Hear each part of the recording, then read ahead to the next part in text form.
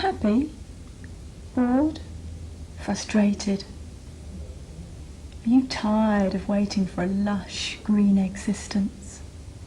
Tired of looking for new pastimes to pass the time? Tired of the stupid contempt and humiliations?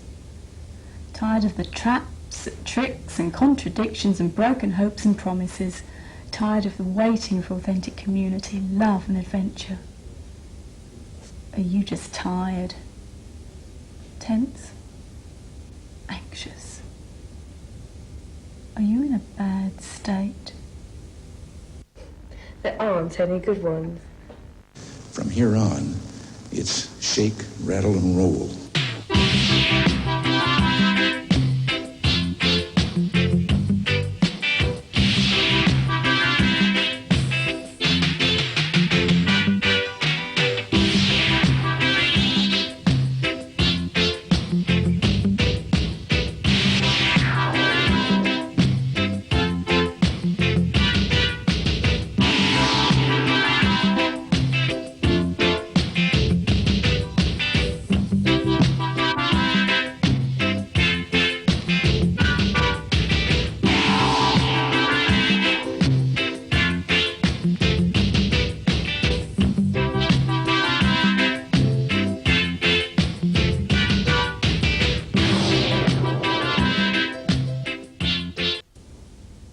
But first, a short history lesson. In the beginning, humans lived in social groups of hunter-gatherers. The survival of the group relied on their ability to be self-sufficient in all the things they needed to live. With the coming of agriculture and settled communities, many tribes and similar social groups became able to produce more than they needed of certain useful goods. Gradually, over thousands of years, barter developed. Communities would exchange part of their surplus product with one another. Thus, all things came to have two values: a use value, their usefulness to people, and an exchange value, what it could be traded for. Money grew up as a means of regulating these exchanges as a universal equivalent of the exchange value of different goods. Slowly, unevenly, trade spread across the world. It became common for more people to get more of what they needed by exchanging what they had produced for what someone else had. Sometimes this exchange was equal, and sometimes not. For each Marco Polo negotiating delicately with the Emperor of China and bringing home silk and gunpowder, there were 10 privateers, conquistadores and slave traders looting the coast of Africa and America for gold and human flesh. Not only did trade bring about an increase in wealth and knowledge, but the new community, represented by money exchange, tended to erode all other communities, whether by seduction or by fire and sword. Thus exchange unified the world and divided it at the same time.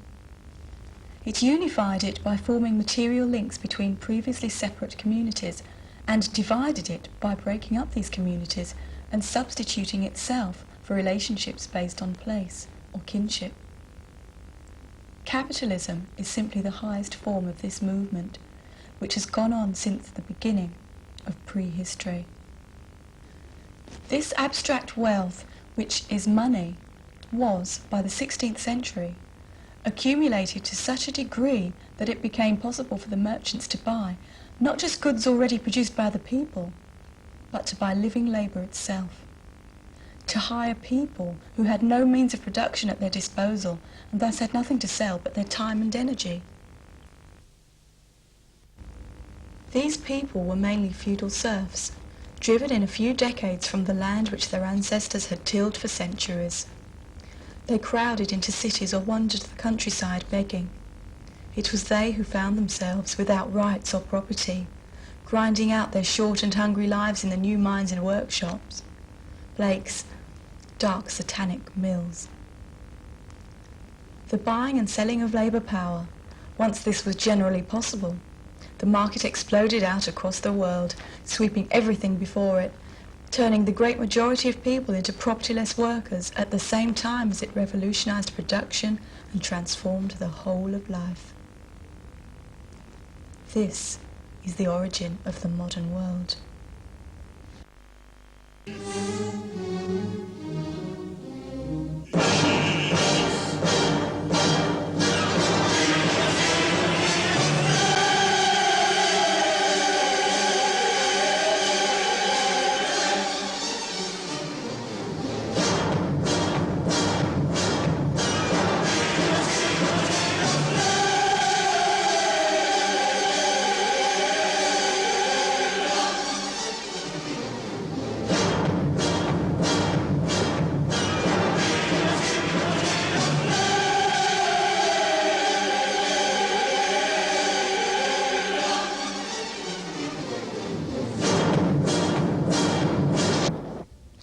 Throughout the world today, the vast majority of people have no control over the decisions that most deeply and directly affect their lives.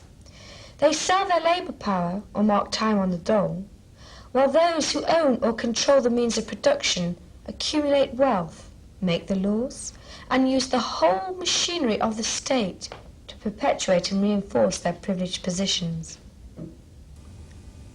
Assuming you're not one of the 5 or 10% who own or control the means of production, then whether your wages are high, low, in between, or these days non-existent, you are a proletarian.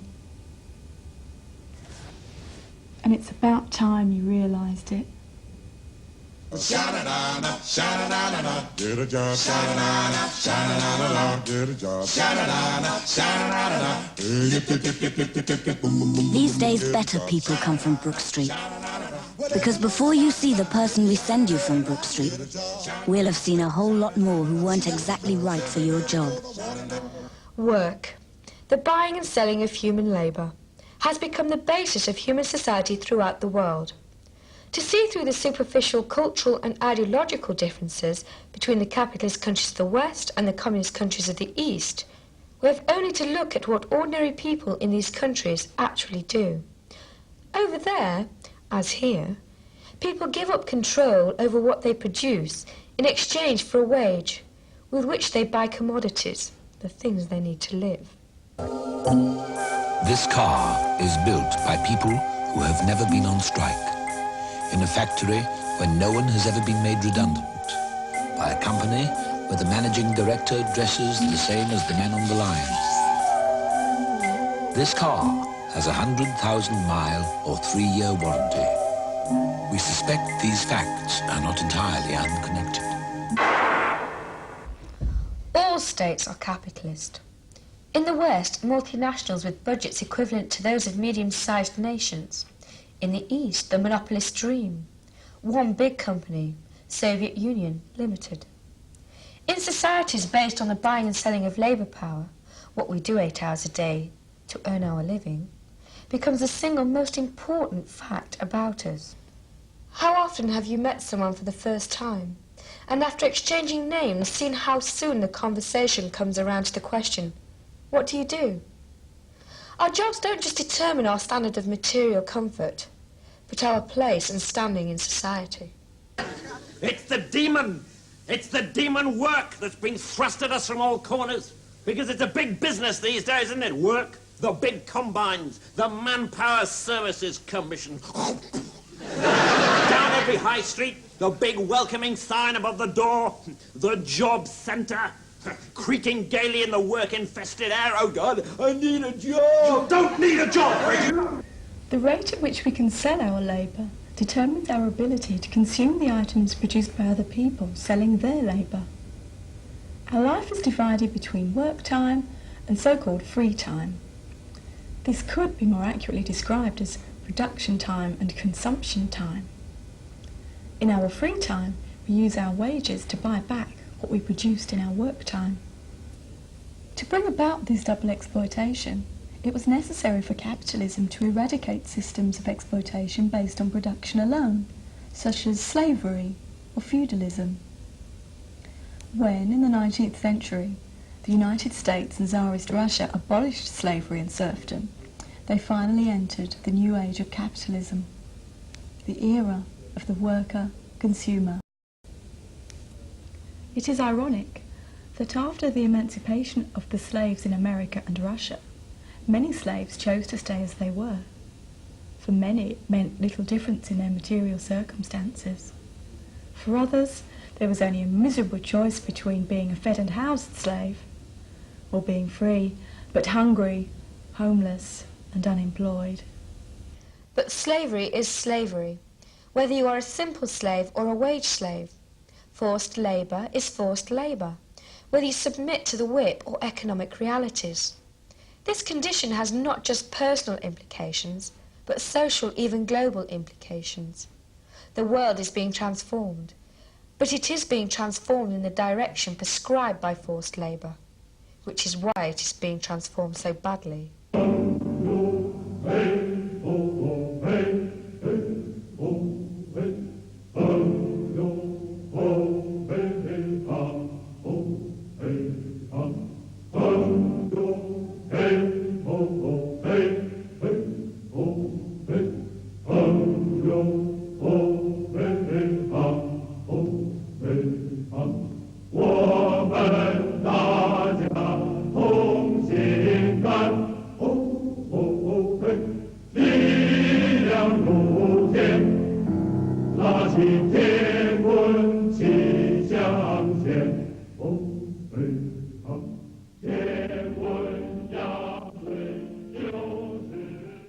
By the second half of the 19th century, capitalists needed to create mass markets for their products in order to fully exploit the new mass production techniques. Another wave of conquerors and merchant adventurers spread across the globe. This time, they weren't looking for new producers or commodities, but for new markets and new consumers. Of course, slavery didn't really disappear. The slave driver put on a Santa Claus costume. Slavery disguised itself as the consumer society. This old house needs new children. This old house needs new wife. This old house sitting in the sun, waiting for a senorita to show.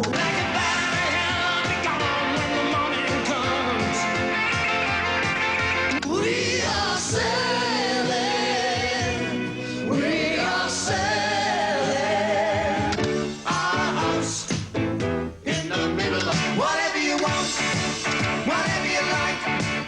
Last year, 600,000 people got a loan from NatWest.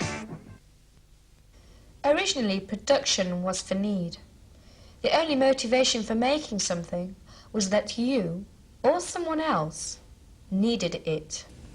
Capitalist production, on the other hand, is not for need, but for profit. Capitalist production does not respond to need, but to demand. That is, need, plus the ability to pay for what you need. Starving people with no money have a great need, but no demand for food. So they starve.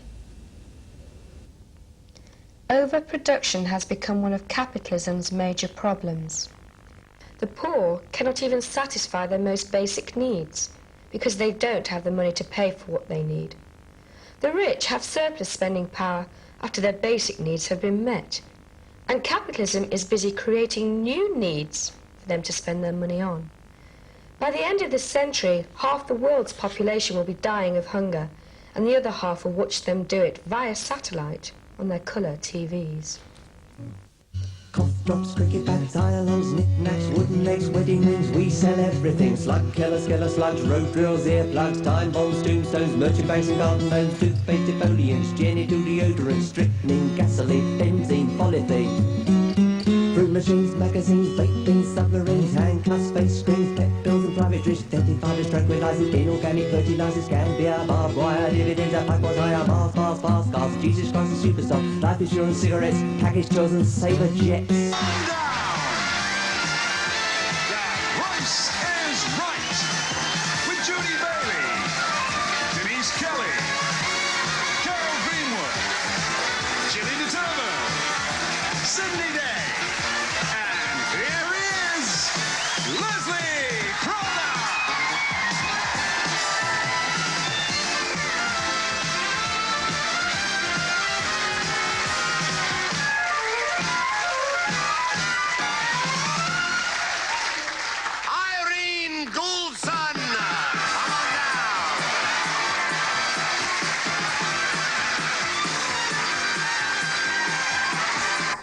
15 million people watching this programme at home haven't got a single chance of winning anything. How can it be about greed? There comes a point when capital is desired to such an extent that it assumes an image. At this point, capitalism becomes spectacular. It becomes a spectacle, a show, created by the few to be watched by the many, moving in directions beyond our control and separate from the good sense of ordinary people. Daily life is no longer something we participate in, but something we observe as a passive audience. The point about capitalism is not just that a tiny minority control the lives of the great majority, nor that it is a system which places profit over human need, although both these things are true. The problem with capitalism is that its values and reasons have colonized every aspect of our daily lives. Money exchange has turned all relationships into commodity relationships. Social and emotional interactions have become exchange transactions. The prime question is, am I getting a good deal? Imagine your life being performed on a stage. Is it a comedy, a farce, a soap opera, a melodrama, a tragedy, or what? Be the audience watching your play. Do you applaud, cry, boo, laugh, go to sleep, want your money back, or what? The real state secret is not about defence or economics. The real state secret is the secret misery of everyday life. The feeling of misery and humiliation is nothing other than the feeling of being an object. We have lost control of our own lives and our own world. We have lost that control because it is precisely that control which we sell every day in exchange for a wage in order to exist.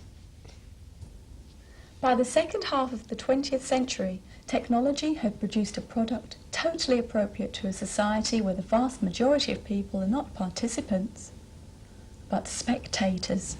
I'm plugging in my car, switching on, tuning in, and everything I'm looking at, like a cat, my little set, you never quit. In his book, 1984, George Orwell envisioned a nightmare world where everyone had to have a television screen in their home. And all day long this screen would give out non-stop propaganda.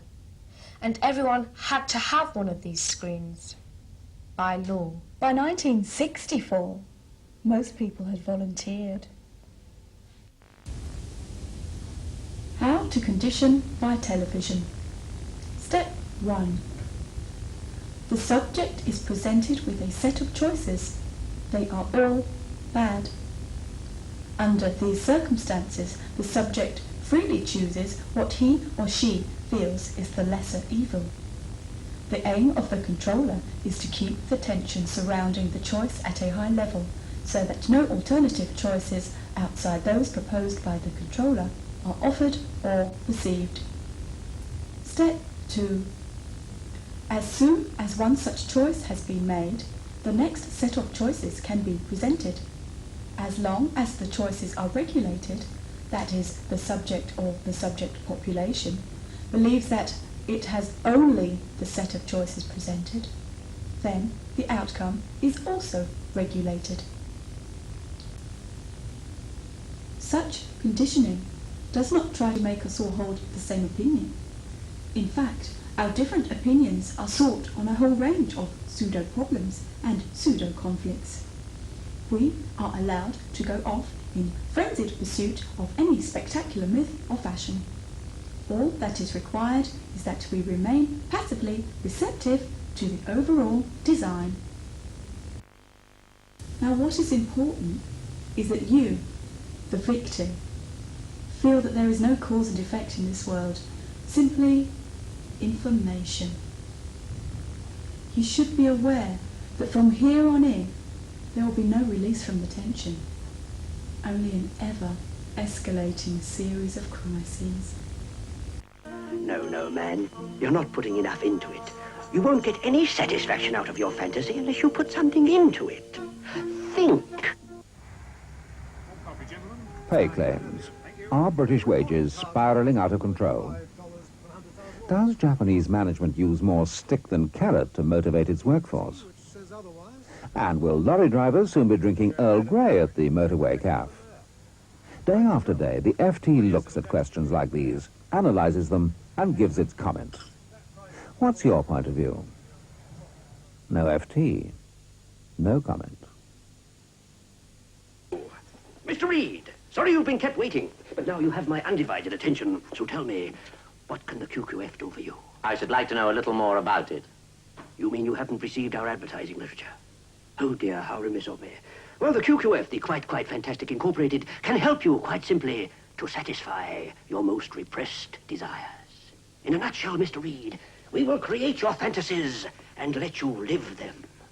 Would you like tea and honeyed muffins? Honeyed? Or jam or treacle? No, thank you. It all began with the Arabian Nights, you know.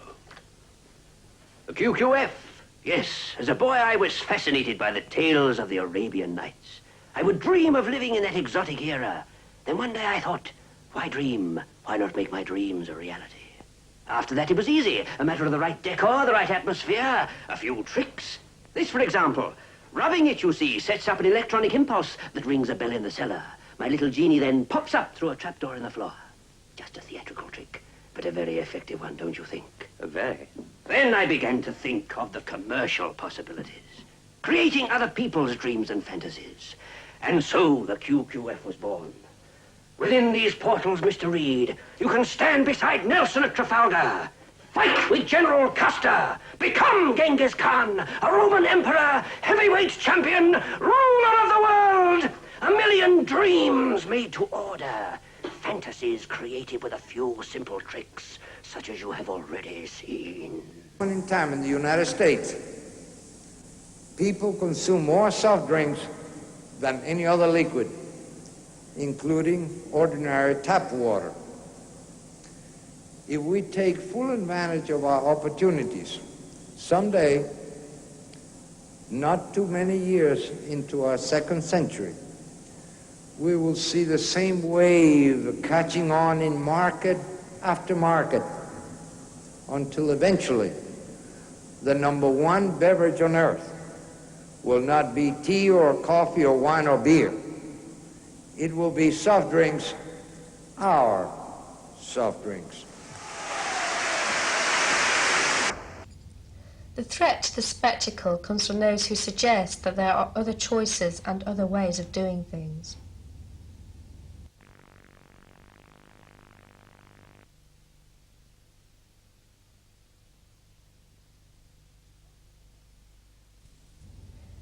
Those who cannot be seduced into accepting the values of spectacular capitalism have to be coerced by physical force. In modern society, that task is undertaken by the police.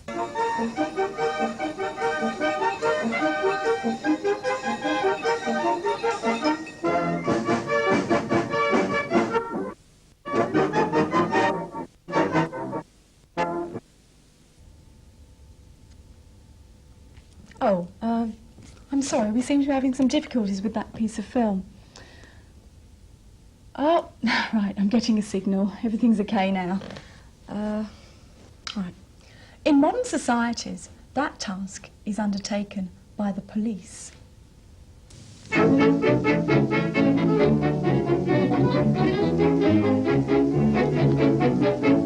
I know a fat old policeman, he's always on our street. A fat and jolly red-faced man, he really is a treat. He's too kind for a policeman, he's never known to frown. And everybody says he is the happiest man in town.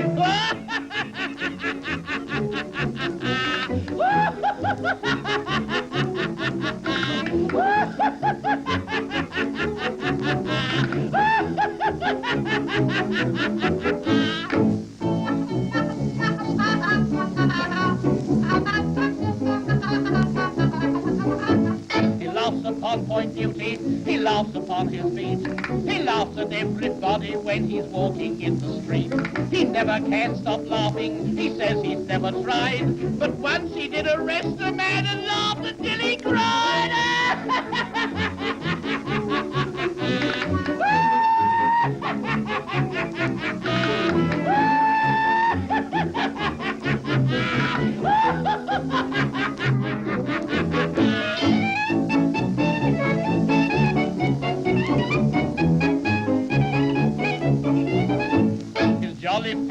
twinkled, and then he shut his eyes. He opened his great mouth, it was a wondrous size. He said, I must arrest you, he didn't know what for, and then he started laughing until he cracked his jaw.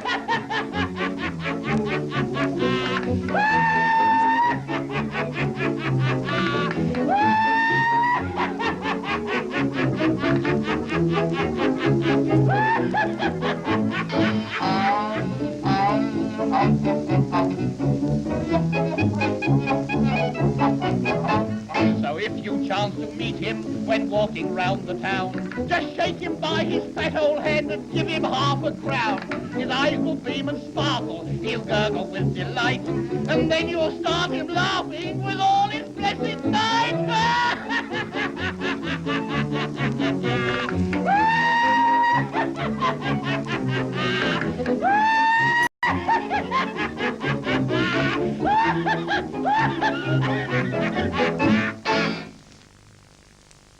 Having robbed us of the means of running our own communities, the police step in as the protectors of public liberty and justice. But the primary role of the police is to protect those in power and to carry power's authority onto every street corner and into every home. This is how one shopkeeper described the mafia's protection racket. One day, you get a visit from two men in smart suits. They offer to protect you. If you're really naive, you ask, protection from what? Let us imagine that over the next 10 years we were to embark on a massive global project. The aim of this project would be to provide every person in the world with adequate food and housing, a clean water supply, elementary education and a basic healthcare service. It is estimated that such a project will cost about $17 billion a year to run. It is a huge sum of money. It is about as much as the governments of the world spend on armaments every 2 weeks.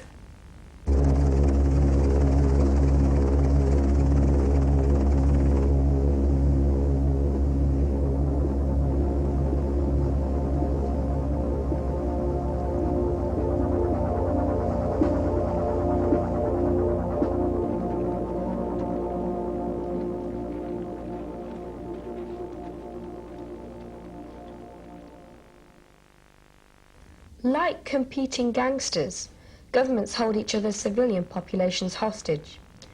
With modern long-range weapons, it is not even necessary to hold the hostages in physical captivity. But the message of terrorism is the same everywhere. If you cross us or attack us, the innocent will suffer. All states are terrorist. We are all hostages. Power legitimizes its own authority. When power defines order, everything else is called chaos. When power defines normality, everything else is perversion. When power defines legality, all that opposes it is deemed criminal. We are born into a world dominated by hierarchical power. There is no choice. Membership is compulsory. Resignations are never accepted. You will be subject to any rules which power chooses to enact, whether you agree with them or not. This is no Hans Andersen fairy tale. To declare that the emperor has no clothes and to act accordingly is to invite humiliation, isolation, and repression. And with that, our brief history arrives at the present. Here, in the last quarter of the 20th century, capitalism has met its rendezvous with destiny in the shape of the newest and last science, the science of pure information, of pure control.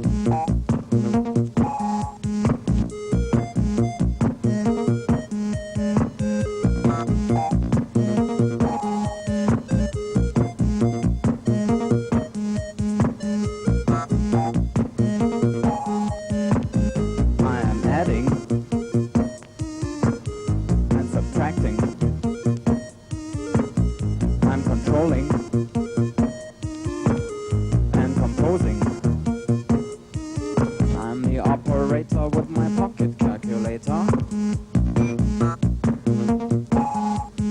I'm the operator with my pocket calculator.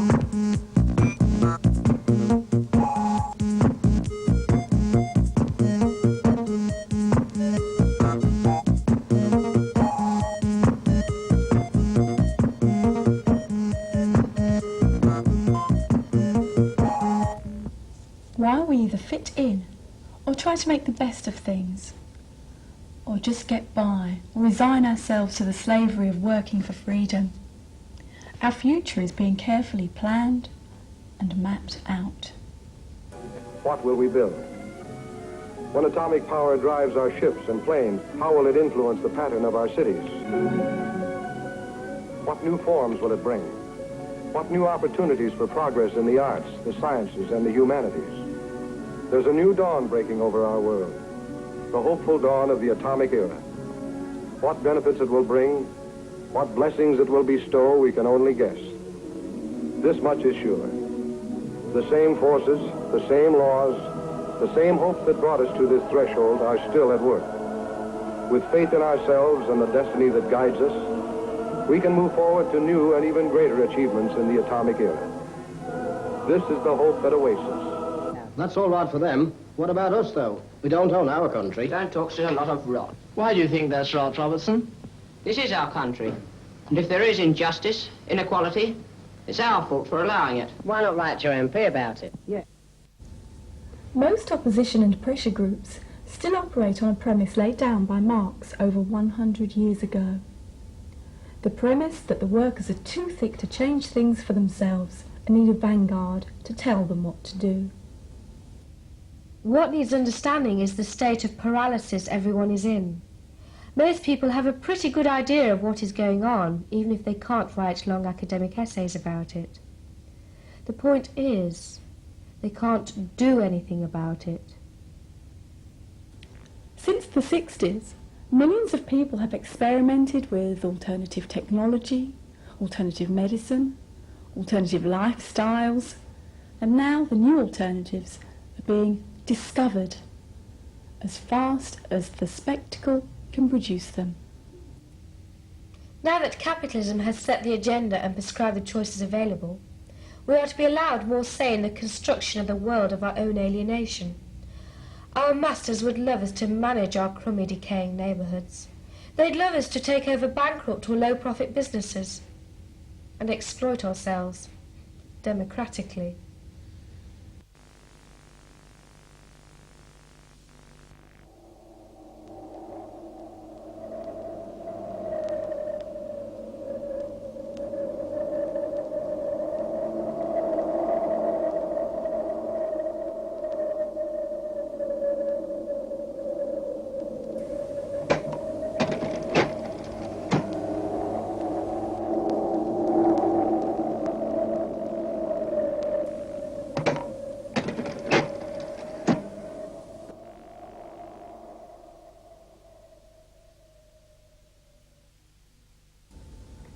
Imagine a community of the whole planet, freed from forced labour or forced idleness, where production is for need and not for profit. A community without privilege or exploitation, without hierarchical power, priests, politicians or bosses. Imagine a world where education is not an investment designed to bring future financial rewards, but a lifelong process based on the free exchange of knowledge, skills. Imagine the destruction of all coercive ties and the creation of new, living institutions, new groupings and new social relationships.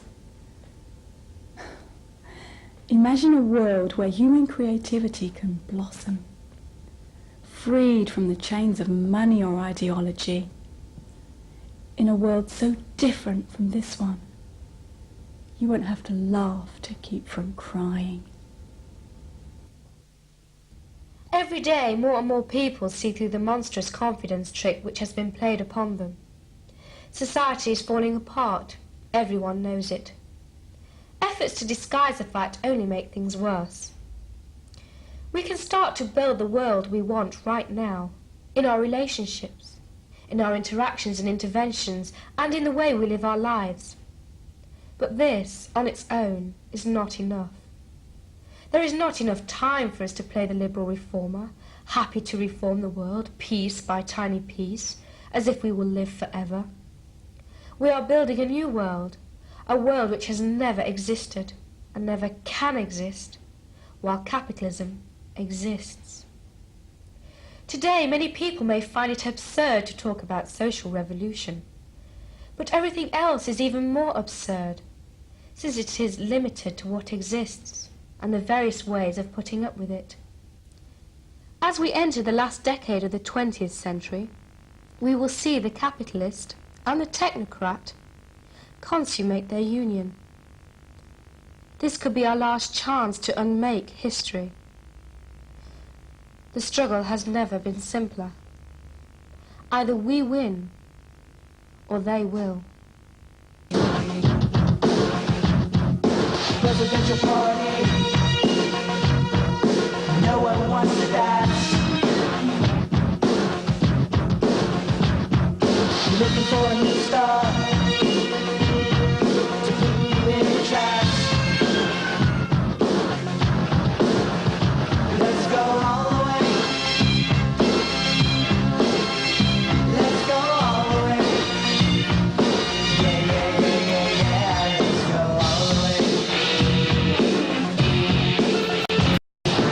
way. But remember, those who make revolution by halves dig their own graves.